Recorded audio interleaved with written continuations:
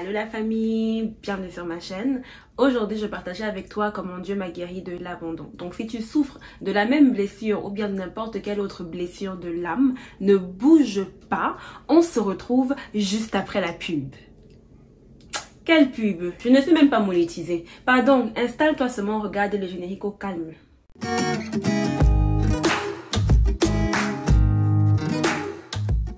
Dans ma dernière vidéo, j'ai ouvert mon cœur et je vous ai raconté comment est-ce que je vivais avec l'abandon. Je vous ai raconté comment est-ce que la peur d'être abandonnée ou du moins d'avoir vécu certains événements de ma vie comme un abandon avait nui à ma vie d'adulte pendant très longtemps. Et aujourd'hui donc, je veux partager le processus de guérison par lequel Dieu m'a fait passer. Je ne dis pas que c'est forcément le même processus par lequel tu dois absolument passer là, tiens, mais ça peut te permettre de savoir au moins par où commencer. Je te laisse quand même le lien ici en haut de la dernière vidéo si tu ne l'as pas regardé.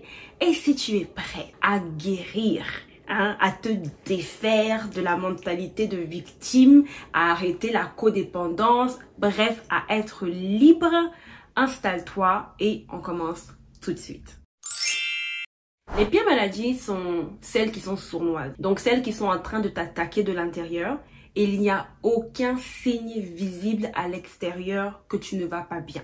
Donc d'ici là, à ce que ton corps te laisse savoir qu'il a été envahi et que tu arrives chez le médecin, on t'annonce qu'en fait non, tu es en stage 4 et qu'il n'y a plus rien à faire pour toi. Et c'est souvent ce qui se passe malheureusement avec ceux-là qui souffrent de blessures de l'âme. Parce que entre les souvenirs que ton cerveau a enfuis pour te protéger et les blessures tellement vieilles et tellement profondes qu'à un moment donné, elles ont changé ta personnalité et qu'elles sont devenues une partie de toi, ça peut devenir très difficile en fait de se diagnostiquer et de réaliser que le comportement qu'on a, la personne qu'on est aujourd'hui, n'est que le résultat d'une blessure et ce n'est pas qui on est ou qui est-ce que nous étions supposés être. Alors la première étape de la guérison, c'est de prier et de demander à Dieu en fait de nous révéler les comportements ou les attitudes que nous avons qui sont malsaines et qui peuvent découler d'une blessure. Par exemple, dans la vidéo précédente, j'ai parlé du fait que j'étais la victime numéro 1 de tout et de tout le monde, mais ça, je ne m'en rendais pas compte. J'étais moi-même aveugle à ma propre victimisation parce que j'étais trop enfoncée dans mon délire.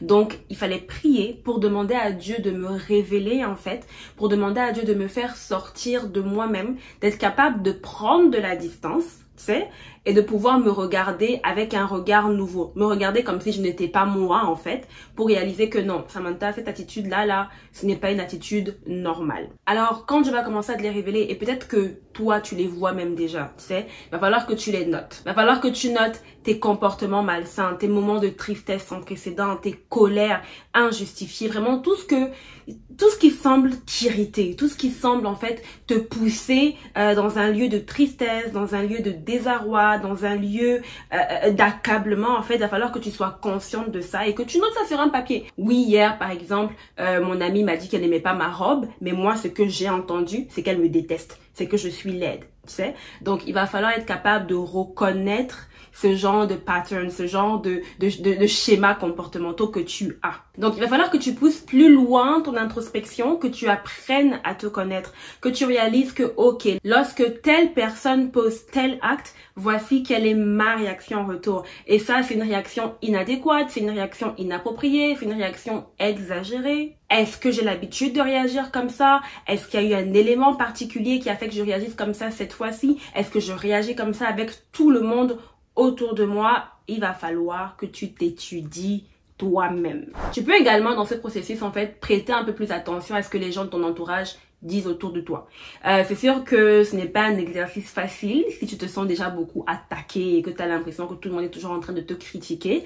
Mais si tu veux guérir, il va falloir que tu prennes sur toi et que tu écoutes. Mais approche ceux qui t'aiment. Approche ceux que tu aimes et demande-leur sincèrement qu'est-ce qu'ils pensent de toi, qu'est-ce qu'ils ont pensé de toi lorsqu'ils t'ont rencontré. Moi, je l'ai fait et j'avoue que ça m'a quand même beaucoup éclairé. Par exemple, moi, mes amis m'ont dit que je partais souvent vite au quart de tour. Genre, on va être là, tout est bien, et puis parti de nulle part là, yo, je suis déjà en feu, je suis déjà énervée, on sait pas pourquoi je suis énervée, mais gars, il y a un truc qui s'est passé là qui a fait que gars, je suis déjà vexe.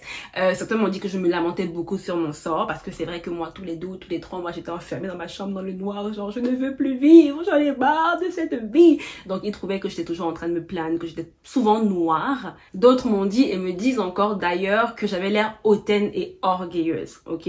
Bon, moi dans ma tête, c'est juste que je me mets mes barrières et m'approche pas. Tu sais, parce que tu me vois là, tu me dis ouais, ça m'a taillé drôle, mais dans la vraie vie, je ne sais pas si forcément tu serais content de m'approcher de prime abord sans me connaître, parce que j'ai toujours l'air un peu you can fit with me. Je dis hein, tu ne peux pas t'asseoir à côté de moi, s'il te plaît, trouve-toi ta propre table. Pourtant, moi dans mon esprit en fait, c'est juste que moins de personnes je laisse entrer, moins de chances j'ai de me faire blesser en fait. Donc prête attention à ce que les autres ont à dire, note-le et vois vraiment si sincèrement tu peux te reconnaître dedans. Prie pour que Dieu te révèle qu'est-ce qui dans ces dires-là est vrai ou faux. Et je pense que de toute façon, c'est un processus par lequel tu passes lorsque tu deviens chrétien en fait. Que tu aies souffert de l'abandon ou que tu aies souffert d'une autre blessure. Quand tu viens à Christ, tu deviens une nouvelle créature, tu sais. Maintenant, tu es supposé progresser dans ta sainteté et travailler pour ressembler à Christ. Et Jacques 1, je pense 22 à 25, déclare que si tu ouvres la parole de Dieu en fait et que tu ne la mets pas en pratique, tu es comme un homme qui s'est levé, qui s'est regardé dans le miroir. Et gars, quand il a quitté le miroir, il ne sait plus à quoi il ressemble en fait. Et c'est beaucoup le cas de personnes qui souffrent d'abondance, c'est qu'en fait tu ne sais pas à quoi tu ressembles, tu ne sais pas que tu es une victime, tu ne sais pas de quoi tu souffres et tu es juste en train de marcher, alors qu'avec la parole de Dieu, avec l'introspection et des fois avec le vrai témoignage des autres personnes, tu peux enfin savoir à quoi tu ressembles. Et c'est la première étape que tu as besoin de passer pour pouvoir jouir de ta guérison.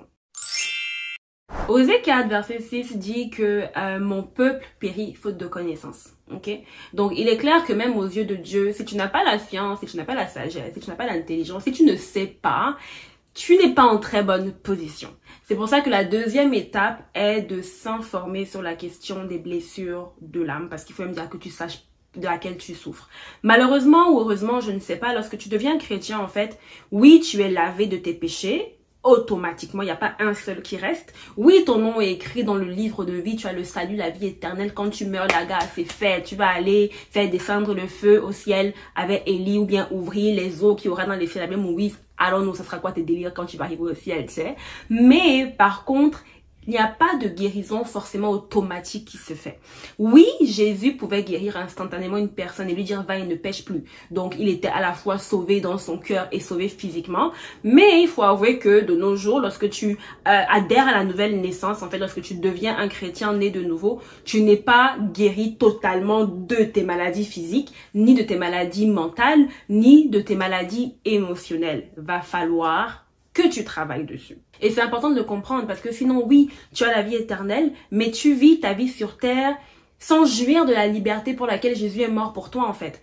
Oui, tu as la vie éternelle, oui, Jésus t'aime, oui, tu vas aller au ciel, mais tu es blessé tous les jours. Mais tu dors la nuit en pleurant, ou plutôt tu pleures plutôt que de dormir. Oui, mais tu es incapable de pouvoir tisser des relations saines avec des personnes. Oui, mais telle personne t'a blessé, telle personne est méchant. Tu es incapable en fait de jouir de tout ce que Dieu veut que tu jouisses sur terre, ok?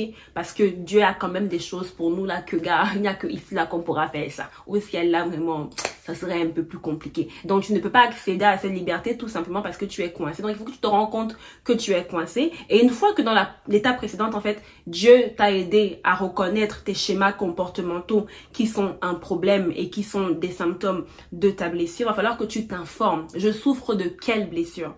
Je vais rappeler encore ma vidéo sur les blessures émotionnelles. Je mets le lien en haut, dans laquelle en fait je donne les symptômes de chaque blessure et dans laquelle en tout cas vous devriez pouvoir vous reconnaître si vous avez souffert d'une quelconque de ces blessures là en fait. Donc c'est de savoir je souffre de quoi exactement. Je peux pas avoir un traitement si je n'ai pas de diagnostic. Donc la deuxième étape est de pouvoir établir un diagnostic.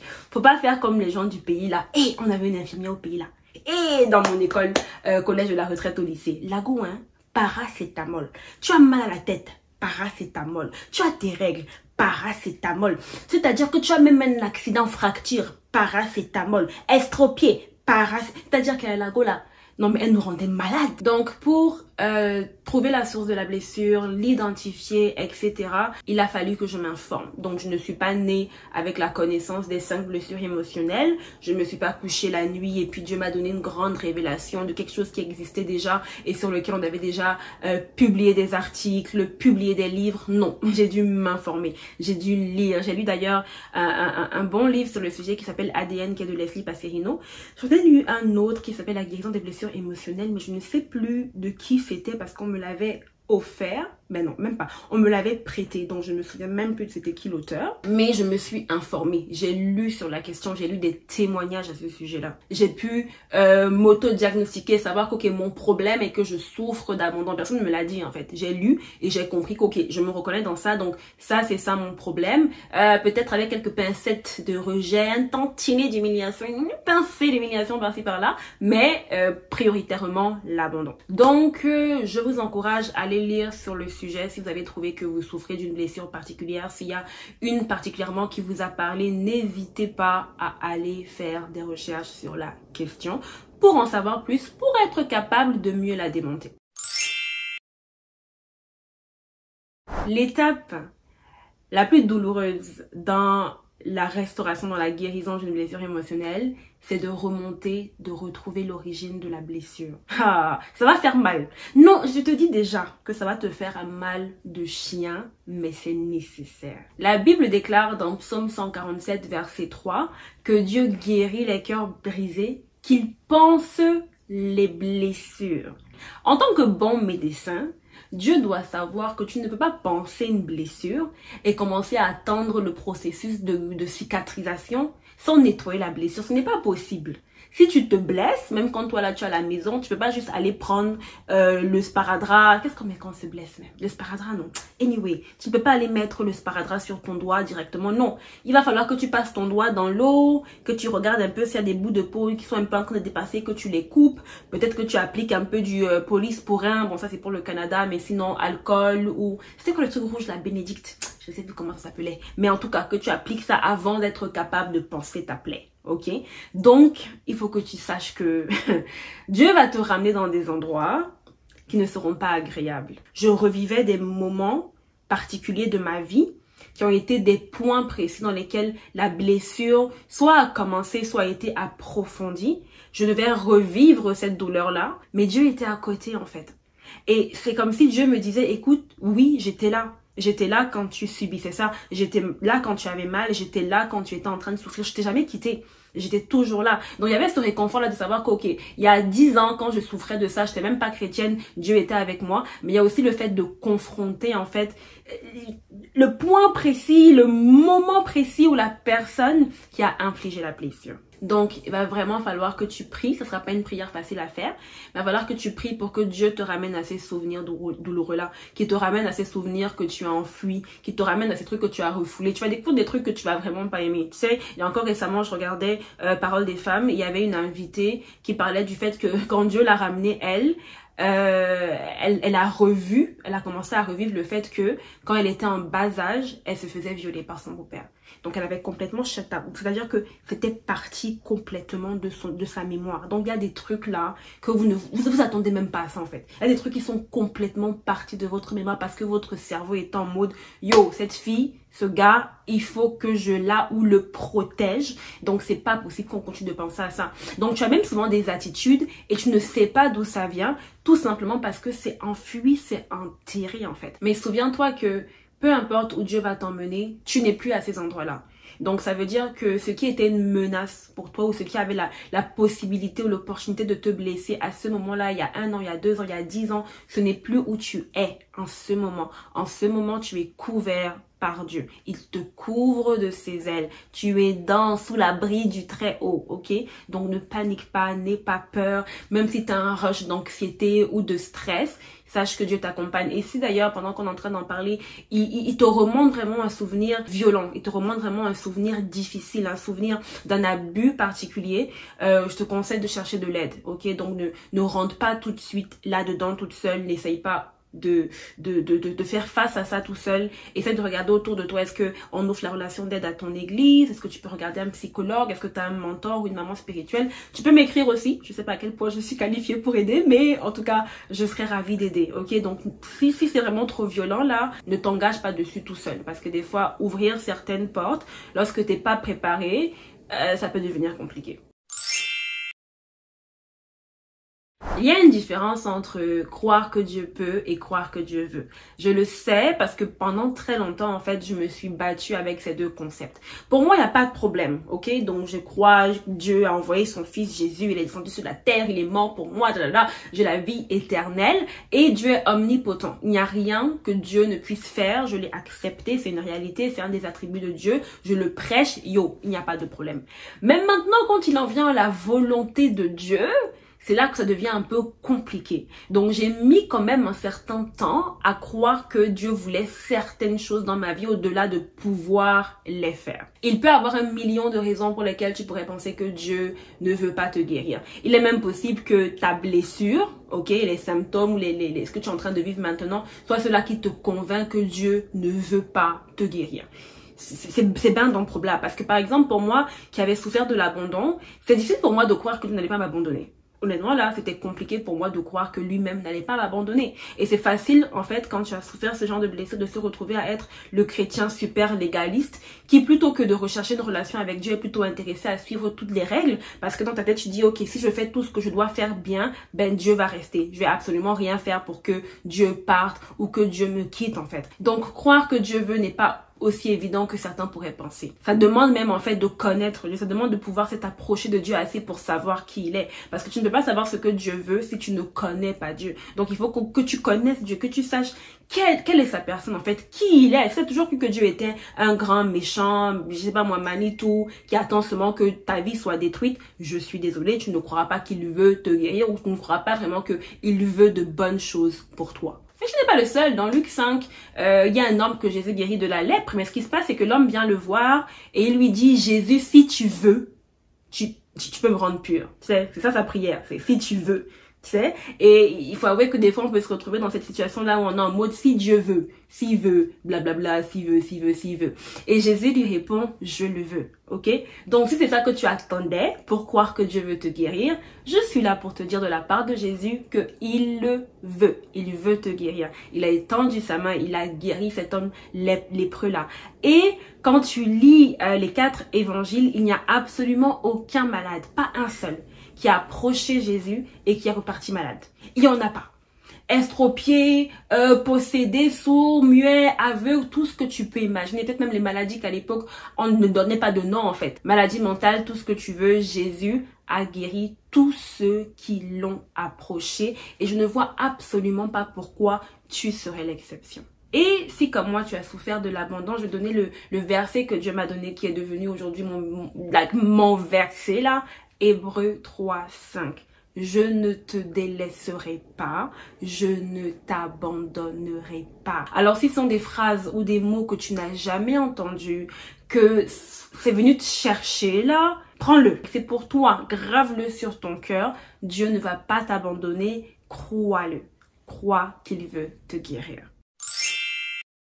La Bible dit dans Jacques 5, 16, de confesser ses péchés les uns aux autres dans la communauté chrétienne, là, de prier les uns pour les autres afin d'être guéris.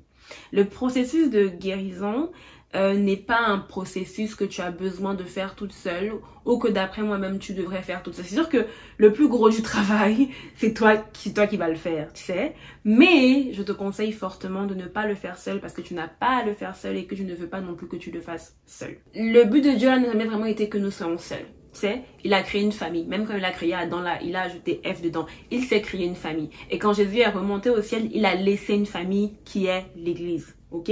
Donc tu n'es pas supposé traverser tes épreuves toute seule.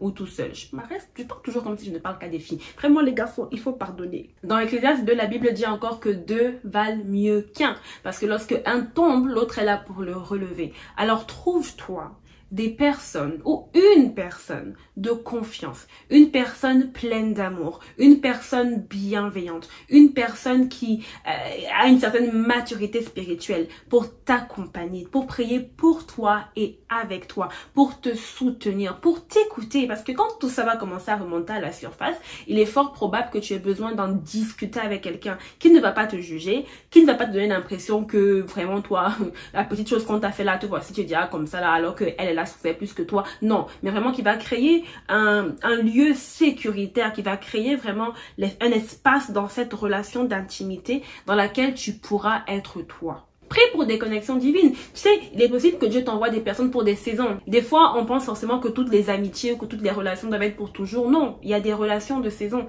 Il y a des gens qui sont dans ta vie pour un temps parce que c'est une connexion divine. C'est quelque chose que, c'est quelqu'un que Dieu t'envoie pour répondre à un besoin particulier. Et toi aussi, tu peux être utilisé pour répondre à un besoin particulier dans la vie de quelqu'un. Moi, j'ai été utilisée pour répondre à des besoins particuliers dans la vie des gens. Aujourd'hui, on n'a plus vraiment de relations, mais j'ai servi le but que Dieu voulait que je serve en fait. Et je me souviens par exemple quand moi j'étais en train de me battre avec mon identité parce que, et on en parlera plus tard, les blessures émotionnelles vont forcément toucher ton identité, donc va falloir qu'il y ait une reconstruction à ce niveau-là aussi.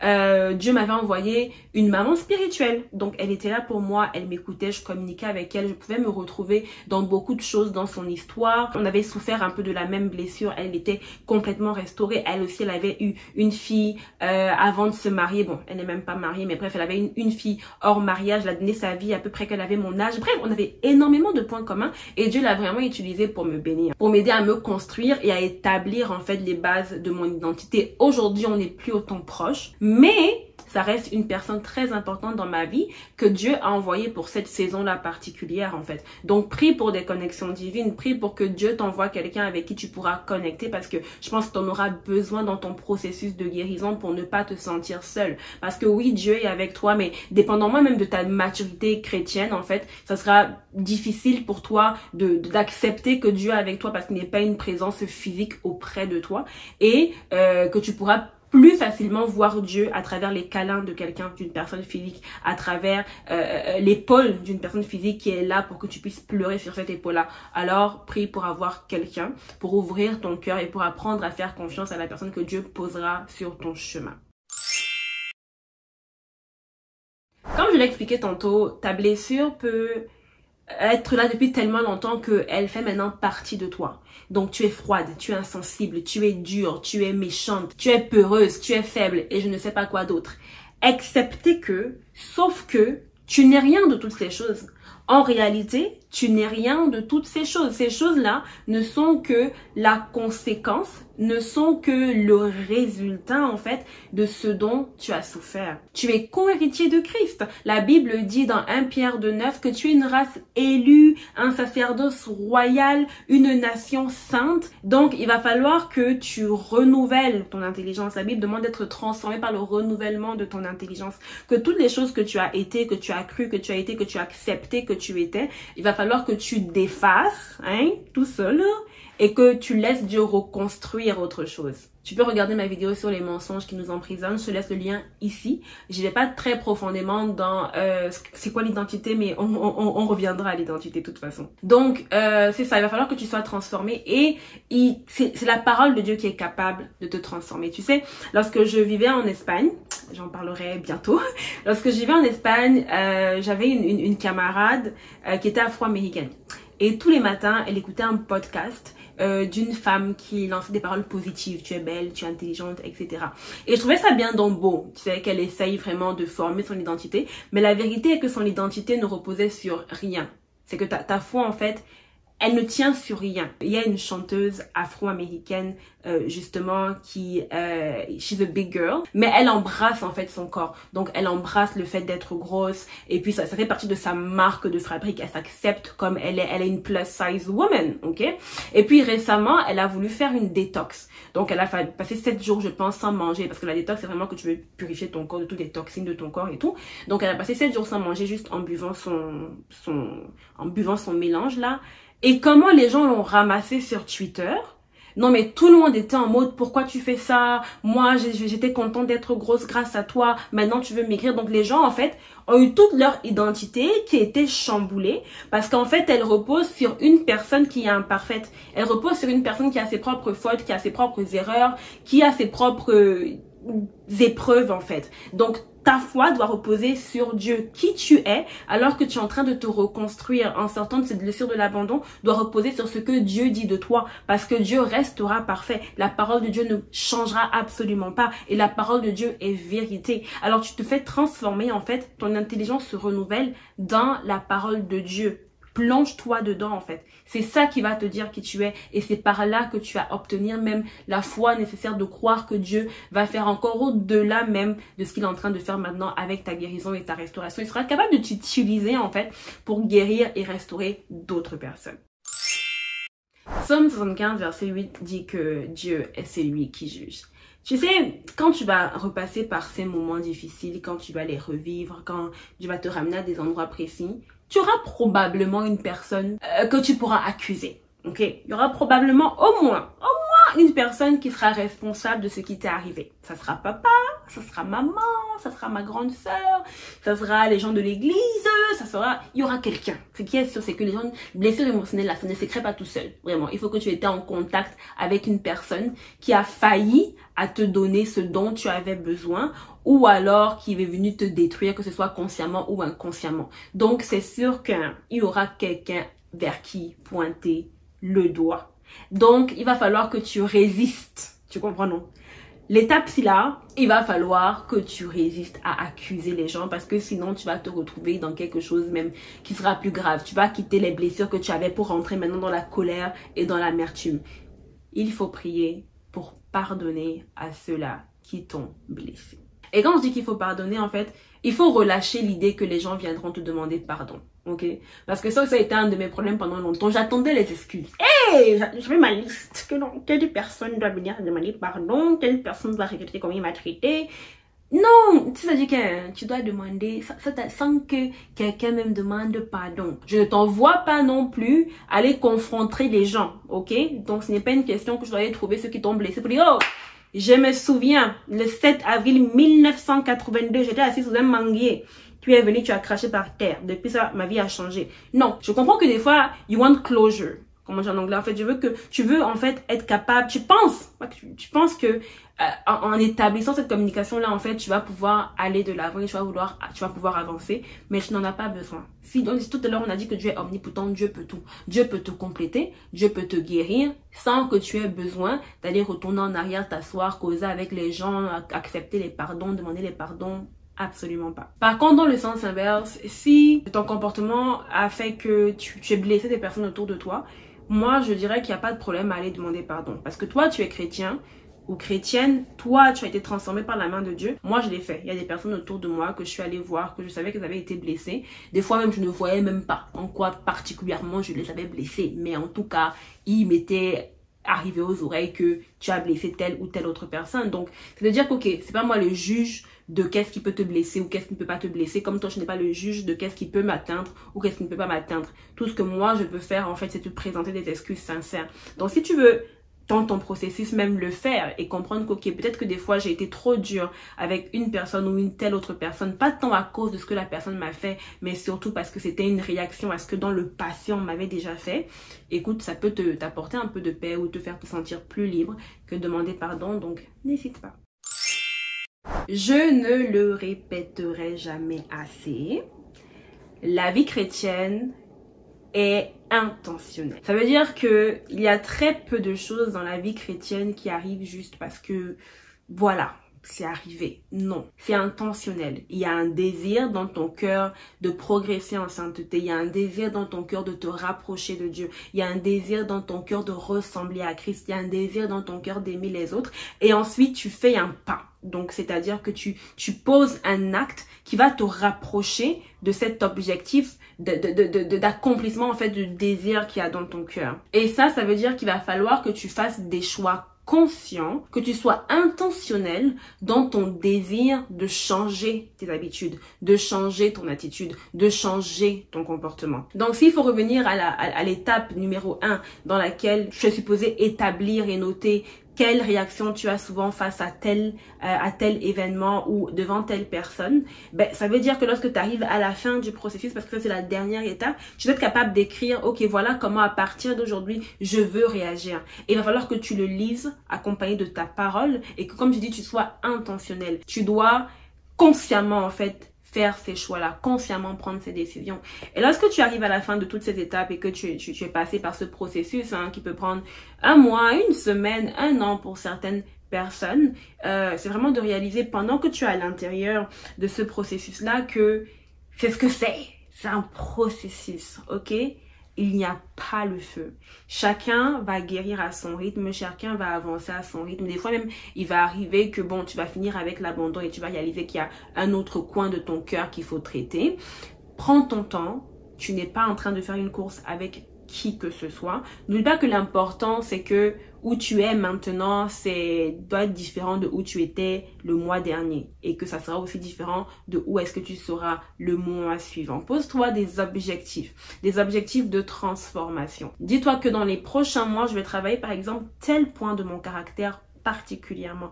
Je vais travailler à pardonner à telle personne. Je me concentre et à partir d'aujourd'hui, je vais prier autant de fois qu'il faut par jour, par semaine, pour relâcher mon père dans mon cœur, par exemple. C'était un père absent, c'était un père ceci, c'était un père cela.